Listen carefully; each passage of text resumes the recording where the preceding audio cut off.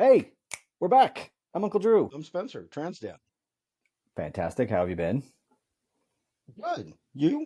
Good, good, good. Wrapping up summer, you know, going through adventures. Well, and you guys have had like ridiculously hot weather. Yeah, it's October and it's going to be 99 degrees today. Like Yeah, it's it's stupid. no. Yeah. Yeah, we were talking to a friend of ours who lives in Oakland, and she's going to try to escape because it was going to be like 104, 105. Yeah, it's wicked.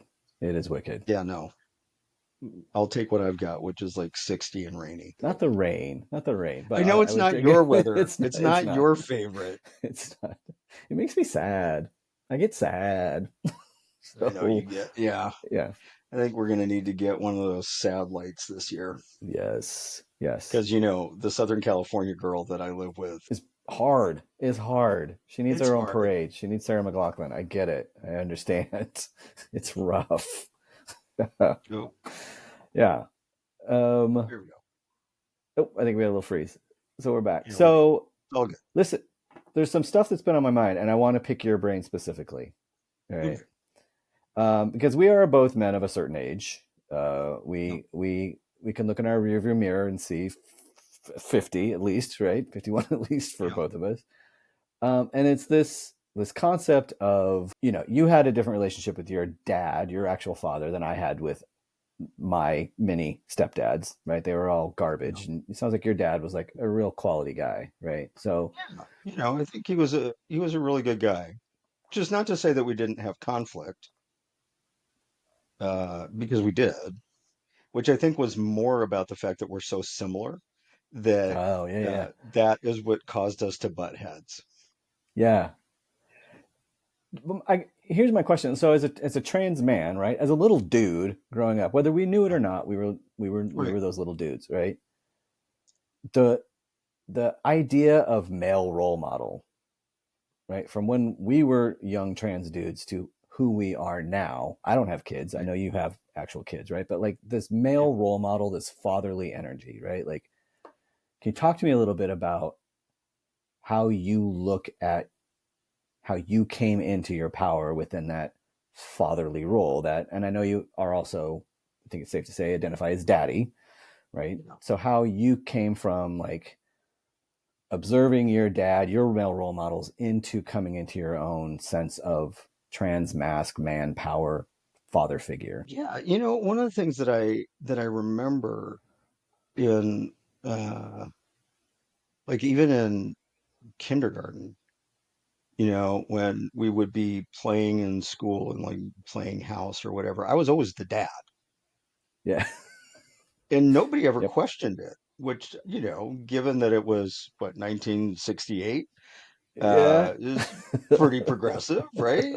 Yeah. I think I really did luck out in a lot of ways, because my dad really was a great guy, Yeah. in so many ways. And I still feel like I struggle to even fill half of his shoes, um, Wow. in so many ways. He was an adventurer. He was multifaceted. He was interested in so many things, which I think drove me to be interested in so many things. And I learned a lot about like this really broad range of stuff from him, whether it be music, or reading and appreciating maps from different eras, Yeah. sailing, woodworking, how to fix things, Like my dad grew up on a farm, so you learn how to be a jack of all trades when you grow up on a farm. And my grandfather was equally a great guy. Um, Hmm. had more of a sense of humor than my dad. Oh. Um, yeah, Do you, my grandfather was a jokester. well, with your humor, do you feel more like grandpa or do you feel more like dad? Because you're a funny I think guy. my humor is probably a little bit more like my grandpa. Okay. Yeah. Yeah. Because I'm a little bit more willing to just cut a joke here Okay. and there, you know. But when I think about them, so my grandfather was born in 1895, and my dad was born in 1936.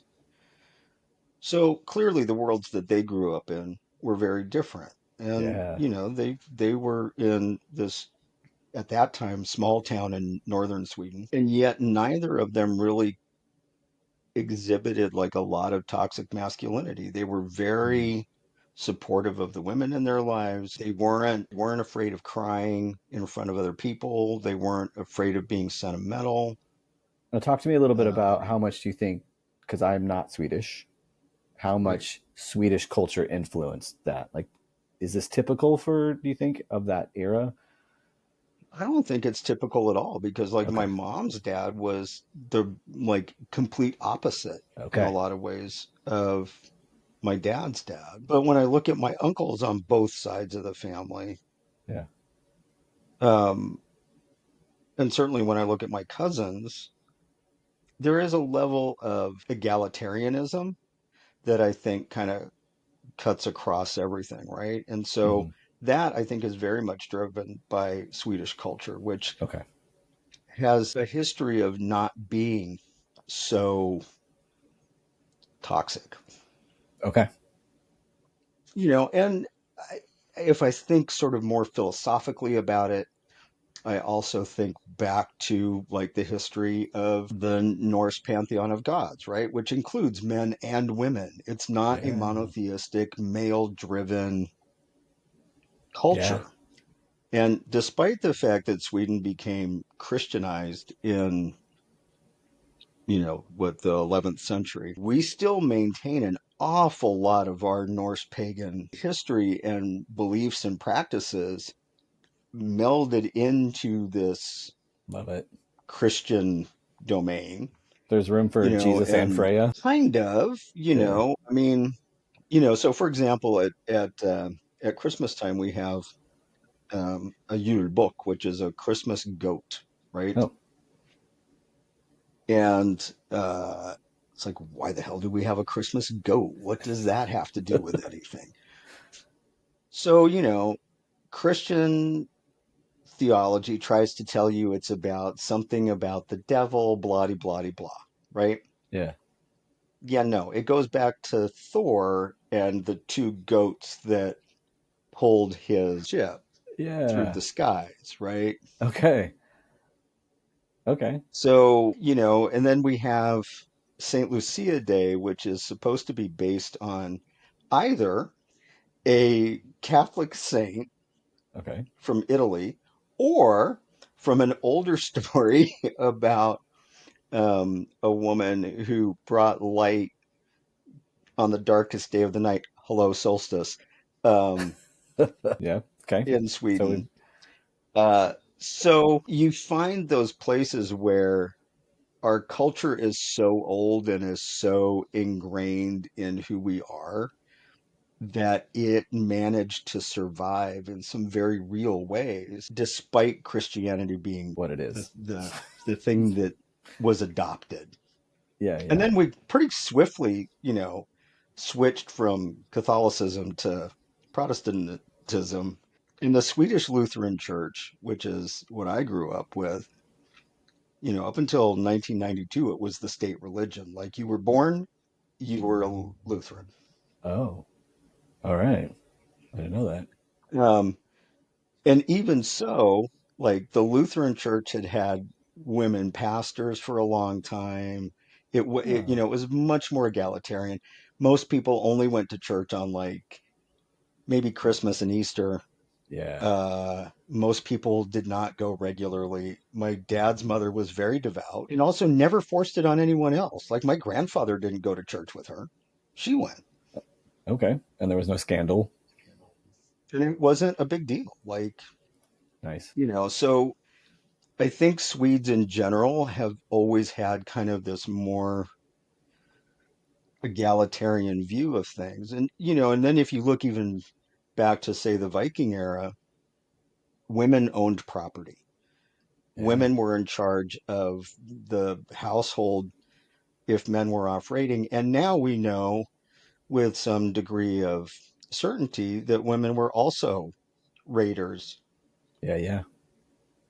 and Going to soldiers war. as well. So, and then there's just other like weird stuff about Vikings that I love. Like Vikings took a bath at least once a week when the norm in Europe was like once a year. Okay, you gotta wash all that rating off. You gotta. Exactly, you know. And you want to be able to braid that beard and you Yes, know. without the funk in So it. Yes. yeah, so I think when I just sort of look historically at the arc of Swedish society, I think there's always been a sense of sort of less toxicity in some ways, Refreshing. which is fascinating given, the ferocity of of the reputation of Vikings, right? Right, right, right. This is very He-Man. Even with all of that, like really aggressive hyper masculinity and growing big beards and all of that, still there is a notion of egalitarianism. Women could get divorced if they wanted to. They could own property, which was not the norm in other parts of Europe. Yeah. So growing up with that culture, right? And nothing's perfect. We still obviously Right. toxic masculinity will life will find a way, Well, and I grew right? up in this country, which is, It, right? patriotic, patriarchal bullshit. How how did that, unfortunately I had to unlearn a lot of misogyny, patriarchy, bigotry that I was raised with. And it was a hard lesson.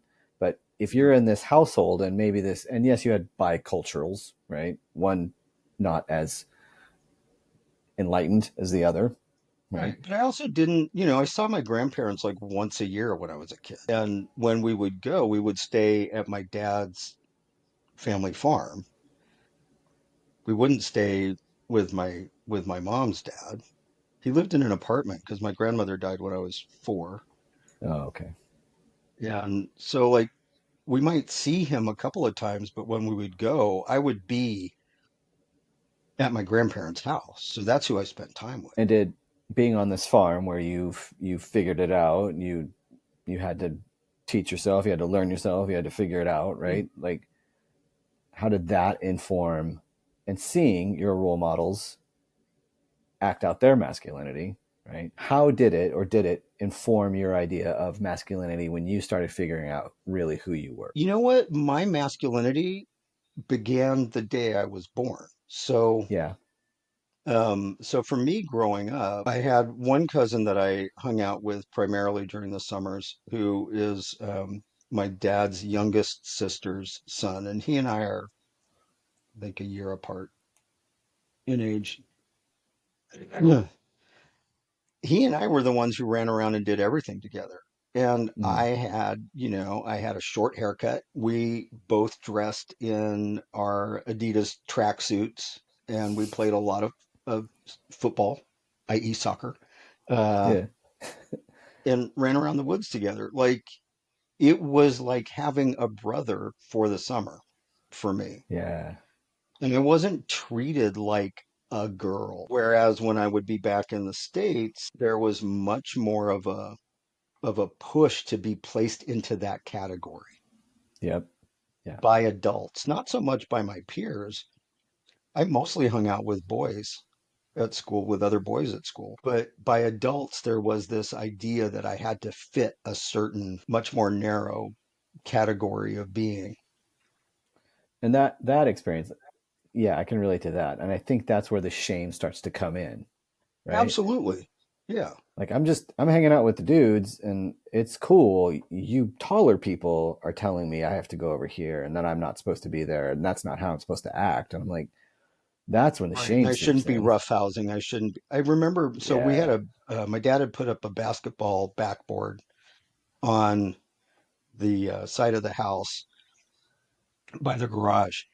Yeah. And people used to say to my parents, "Oh, you have a son," and they'd be like, "No," Oops. and people would be like, "But you have a basketball hoop," and Basketball. they'd be like, "Yeah, because our child likes to play basketball." And that So was not even those normal. kinds of things, I was aware of people saying those kinds of things, Yeah. and of my parents having to defend on some level my existence. And I think it's those incidents and we we all have our versions of them, right? It's those incidents when I look back, that's when healthy masculinity development got interrupted, right? And Right. I understand it was the time and they didn't know. They weren't intentionally trying to do this, right? But the harm was done, right? Like Yeah. I'm not preaching to the I am preaching to the choir here, right? Like I missed out on Right. developing healthy masculinity in a progressive way as I grew up, as I get to know myself, right? Because Right. any display of masculinity was instantly shamed, and I didn't have any fatherly role models because they were all garbage people, right? Like I had role models. It was like now that I look back, I'm like, oh, I learned exactly who I didn't want to be. It just took me a minute to realize they're awful. I don't have to be like them. But I had to, Right. it was painful to Yeah. unlearn my ideas of masculinity that I learned from my father figures. Yeah. Do you remember any like TV or movie characters that you were particularly drawn to in the way that they presented masculinity? Yeah, liked um, Starbuck from the original Battlestar Galactica. He was a hero, but he was kind of a goofball, right? Like Right. that you could be heroic and funny. That to me, I was like, oh, I like that, right? Yeah. I mean, that was when I was like kind of a littler kid. Man, great question. Did you have any that you were like that? Yeah, I think a lot of like, so I had a deep fascination and still do with the Old West. And so Westerns were like a big draw for me Yeah, um, growing up. But like the characters that I tended to be drawn to were the ones who were both sort of stereotypically masculine in presentation, but also gentle at heart and yeah, kind of looking out for the community. So, like Haas on yeah. Bonanza, Okay, or later Grizzly Adams when that was on. Chris Evans was kind of hot too, so good job. Well, then, yeah. Um, and so those kinds and even Marshall Dillon on Gunsmoke, Yeah, because it was about justice and about doing right by people. And whether I was consciously aware of it or not as a kid, here's a man who's in love with a sex worker who will defend her to the death, yep, yep, you yeah, know? and is a good righteous man. That is a Yeah, good righteous man right there who sees past societal norms about what kinds of work are acceptable and what aren't. yeah, yeah. Wow, good connection. Yeah. I think I think I felt the shame got into me so early about being a masculine kid that I felt guilt and shame even around trying to identify with male characters, right? Like it felt like I Interesting. was still doing something wrong, right? Wow. Yeah, I look back and I'm like I was always drawn to like the strong female character of any TV show because she felt safe, right? Like and I didn't identify with her. I just felt that was safe. So, yeah, Well, it was still a powerful representation of leadership or yeah. um, maybe what we might consider more masculine attributes. Yeah. Also, I'm spinning this around in my head. I'm like, what does this mean? So I was obsessed with Mr. Rourke on Fantasy Island. Like it was my favorite, and I was obsessed with him because he seemed so powerful to me. It got a little Right. goofy when he went to hell and fought the devil, and then even as a little kid, I was like, y'all have this is silly. They This totally is you jumped the jumped the shark shark. on that show. Yes, They really but jumped like the shark. that masculinity of like tailored suit, right? Quiet Right. power. I know how to fix everything. Nothing. I am prepared for like that. To me, I'm like Mr. Rourke was kind of my like, yeah, yeah. Mr. Rourke and Joe from Facts of Life. Those were my masculine idols. Good choice. Yes. Good Right? choice. Like who amongst us did not know that Joe Joe. was Butch and was in love with Blair? Yeah, yeah. Yeah. I Yeah. was very drawn to that character. Yeah. Ding. Listen, can Yeah, we pause for one moment? I have to go pee. yeah, yeah, yeah, yeah. I'll be right back. Okay, so we're back, and I want to pick up a little bit about, we were talking kind of pre transition, and by Yeah. that I just mean starting T. Don't come for me, right? Pre transition, about who our masculine role models were, who we were as masculine people. When you started T, when you took big steps towards transition, did you have role models? Did anything change for you? Were you just like, I'm me and now I'm on T, or was there like intentionality or introspection on what does it mean to be masculine? There was definitely introspection.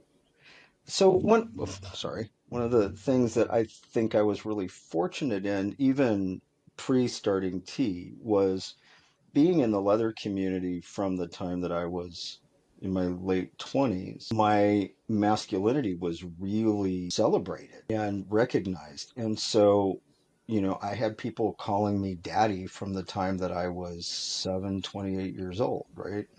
So you already had that energy was already there.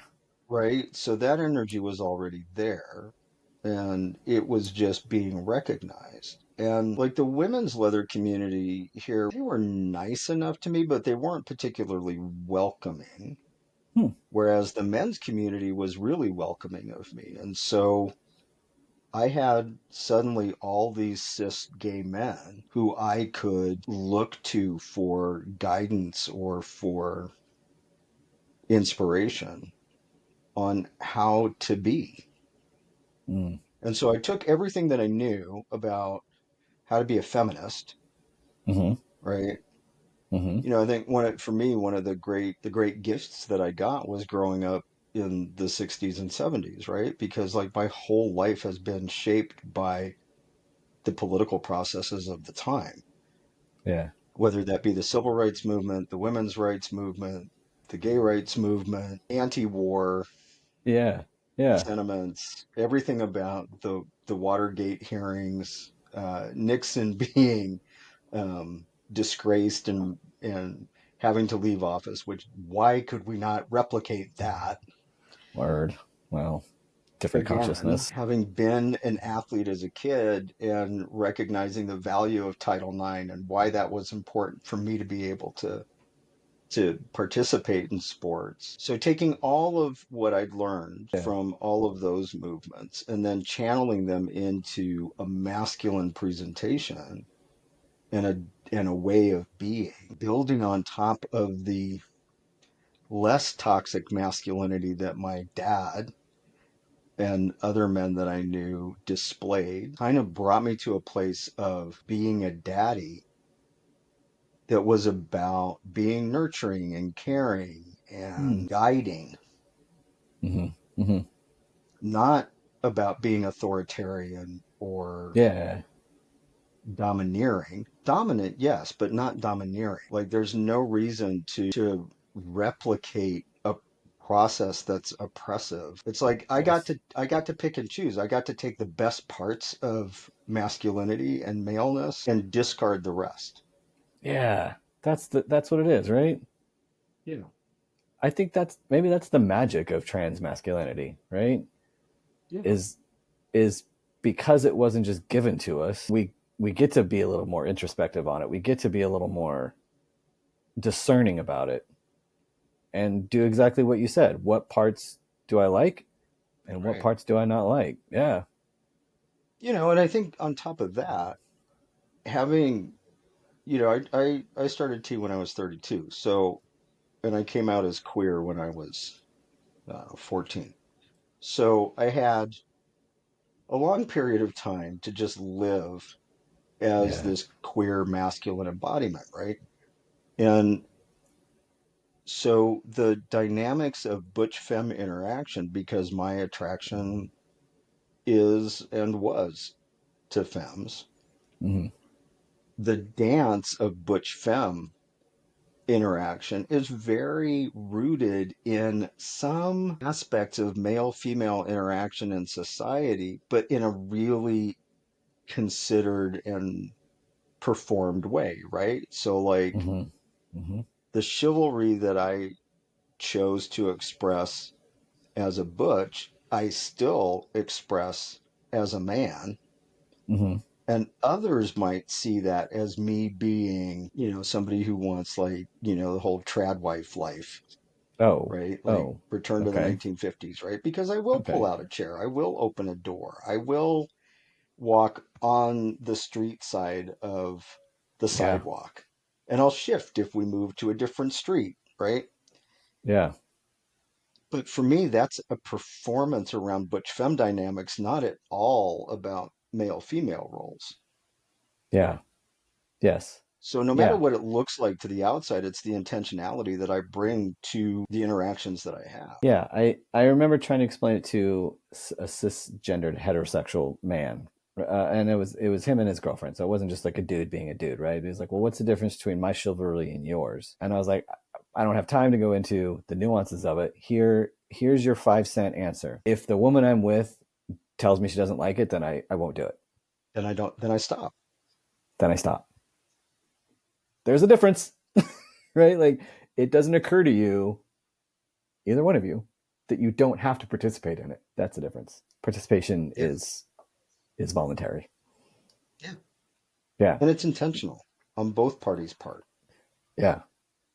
Although I gotta say, one of my favorite stories was this was like 2008. I was walking into like a CVS, and an older woman was coming out, so I held the door for her, and she's like, "Oh, thank Yeah. you, young man. Your mother raised you right." It's like, yes, ma'am. Yes, we'll just Yeah. yes, Yeah. We'll just go with that we'll go with that. Yeah.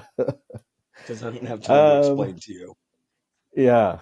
And I like this topic of like the intention of the interaction Right. in these performed gender roles. I think there's something there that we could talk about more for next time. Also, I think we could go on and on about how, again, how we embody father figure energy in our life now, whether Yeah. we're dads or not, right? Like we are masculine men of a certain age. I think people just automatically look to us and see like dad or daddy, right? Well, but it's not just an age thing, right? Like daddy energy is you either have it or you don't. I hate to kind of Yes. put it in that way, but um, I mean, I know boy identified Yeah. men in community who are older than I am. Yeah. And it would never occur to me to think that they embody anything about being daddy because they're Daddy. just not. Just They're boys, yeah. right? Yes. Yep. Whereas I think for me, kind of everybody knew from day one, okay, well, that's a daddy. Yeah.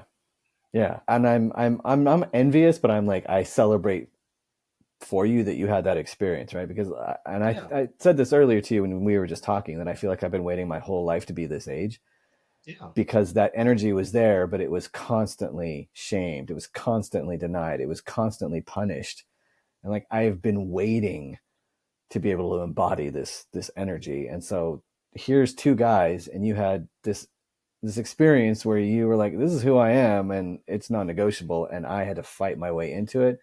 I think that's also the beauty of the trans community, right? Is Absolutely. And we get to look to one another as being role models. yeah, I was yeah, lucky enough when I transitioned to know a handful of trans men who had transitioned before me. And so I got to look at them and how they had navigated life, one of whom was also a father. And so I yeah, got to see him raising his child mm, and what that looked like. And, at the when I was first transitioning, I think in large part because of being a lawyer, like I met all the other trans guy lawyers, right? yeah, yeah, And so like the of course, network of people that I was able to cobble together early on was really expansive. Like, I knew a guy in England. He and his wife have 4 kids. And he had transitioned a few years before me. So getting to hear his experience and, also coming from a different country, like what was his experience in England yeah, like? yeah, We got to share stories with each other and we got to look at the ways in which we were embodying masculinity in a different way. Yes. And I think that is, again, part of the trans magic. We get to look at masculinity embodied in different ways. I don't Right. know, and I'm fully willing to be wrong. I don't know if cis men hold space for each other to talk about embodying masculinity in different ways, right? Like, I don't, it never hit my radar, I have no idea. right? I don't Maybe know. maybe they are my brothers, my cis brothers. If you are, I'm my bad, but I don't know, and I never witnessed or heard about, and yet it is a part of our experience is talking about the spectrum of masculinity, right? Like Right. how do you embody it? How do I embody it? Which parts do you like? Which parts do you not like? Right? Like Well, what is authentic to you in your masculinity? and beyond that, we also have a better understanding of cis women and what they go through in life to give us greater sensitivity to the things that still oppress them, and how can we be better allies Yes. to combat that shit. Yes, I say this all of the time. I think I've said it here. I'll say it again. I don't know what it's like to be a woman. I have no idea, but I know I what it's don't like to be either. treated like one. Yep. I know exactly what it's like to be treated like one in our society. I know exactly what it's like to be treated as someone who doesn't conform to gender roles, right? So, Right. yeah, that informs me and motivates me to be a better man, and I use man in air quotes only because I am masculine. That's who I am, right? But Yep. it informs me to be a better person who is masculine. Right. So, yeah, I don't, And I don't, you and I don't know what it is like to be a conventionally pretty woman in our culture, no, I'm but butch as we fuck. have dated and partnered with conventionally pretty women in our culture, and we've Yeah, listened to what they tell us, yeah, yes, and we believe them. and we believe what they say instead of it just being like, the Charlie Brown teacher voice, wah, wah, wah, wah, wah, wah, wah, Yeah, which is I'm honestly acknowledging what your I think a noise. lot of cis men hear when they talk to women. Yeah, I am performing listening. That's Right. what it looks like, right? I am Right. performing listening intently to you, dear. What are you saying? No, no. Meanwhile, they're thinking about, whatever else. Yeah. Well, I like this. I think there's a lot more we could talk about. I think there's Oh, yeah. a lot to unpack here. But you know, thinking about male role models through all of our life and how we then embody male role models, Yeah. energy, right? I just never heard it talked about in trans space, right? Like Yeah. it's such a part of masculinity. It's all I know. Maybe femininity has female role, that whole process too. But for us, but I've just never heard any trans men talk about here's my male role models and here's how I now embody that energy, right? So I think Right.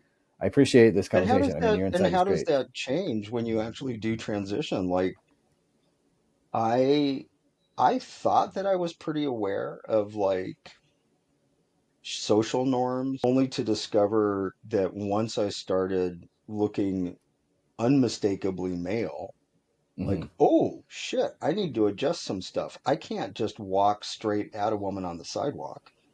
Yes, I have to cross the street. yes, I have to, I have to behave in this way on elevators so as yes, to not appear threatening. We've talked about it on the show before about sort yeah. of gaying it up to help Be less threatening. alleviate fear, right? Yep. It's like, oh, Yeah. girl, you don't need to worry about me. I'm safe, You girl. know, Yeah. you're Yeah. safe. It's all right. Yeah. And I I am not might naturally look that this way, gay. but really I'm not, Yes. I'm not one of them. you Yeah. I'm know, not that guy. I and am not that guy. Yeah. yeah, and I think especially I become very aware of as I've gotten older and my look has become this. Hmm. Certainly once I started growing my beard out, I look like a biker dude, Yeah. right? Which Hmm. carries a whole bunch of assumptions behind it. And so either you are violent Yeah. or you're racist or you're misogynistic, you're right wing, You are unsafe. you're uneducated, right? There's all of these presumptions that come behind this look for straight people. In queer culture, I just look like a bear, Yeah. And a daddy. You look like a daddy. So and yeah. so Which is the safest, depending right? on Like depending on who the viewer is, they experience my look in a different way. yeah. And so I've become really conscious of that, which is why I often choose to wear shirts that are very politically provocative when I'm out in the world Yeah. because it fucks with people's perceptions, right? It's like if I have a shirt, a pro-choice shirt, and so, I'll braid my beard or do this because otherwise you can't see the writing on the shirt. But Yeah. I get people looking at me like, Hey now. wasn't expecting, That. Yeah. right? Yeah. Or I'll wear like protect trans youth, or I wear any number of Harris Walls shirts at the moment. Yeah. And it's fascinating to me to see the reactions that I get from other people. I think the work we're all working towards is a society free of assumptions, but they're Yeah, there, right? I yeah, mean, we can talk about this next time about where do we belong based on the assumptions of our look. yeah, So, yes. yeah, Well, we were let's talking about that earlier, and I that will definitely be the topic of the next show yeah. is So let's where do we actually belong? where do we belong? And I mean not because I feel like I belong there, but am I welcome? Where do I belong where I'm Right, welcome? So, yeah, based right. on how we look. So, yeah. Well, And thank you, how sir. much I've, how much I've, how much discomfort do I want to cause other people? yeah. How much signaling do I have to do? Yes, yeah. We'll pick that up It's next time. all of So, that. We'll talk about that next time. yes. Well, thank you, sir. This has been insightful as always. I appreciate it. Same here. I am Uncle Drew. That is Trans Dad Spencer. Yep. And this is this effing show. Yes, it is. And so, we will see you next time. As always, stay safe, As stay all. cool. Yep.